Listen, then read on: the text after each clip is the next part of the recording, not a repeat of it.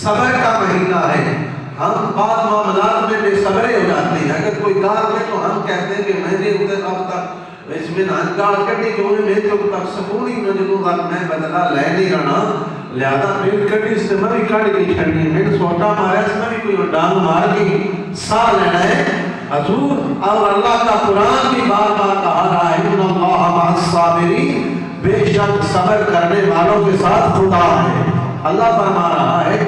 تو حضور فرماتے ہیں کہ صبر جو ہے وہ جنت کا پھل ہے. اس کا صلہ صرف اور صرف جنت ہے. جو کسی مشکل وقت میں صبر جو کرتا ہے، کسی آزمائش میں کوئی اس کے ساتھ زیادتی کر دے تو وہ صبر کرے گا تو رب اس کا صلہ اسے جنت عطا فرمائے گا. تو اللہ کے نبی فرما رہے ہیں کہ صبر جو ہے وہ جنت کا پھل ہے، جنت کا پھل ہے.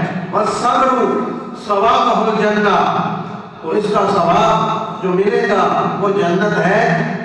تو نبی رحمت صلی اللہ علیہ وآلہ وسلم نے فرمایا کہ یہ مہینہ صبر کا مہینہ ہے اور صبر کا پھل جنت ہے. اور قدم با قدم ہمیں جو ہے وہ صبر کرنا ہوگا. جنت کے ذرائع ہیں، صبر کا ثواب جنت.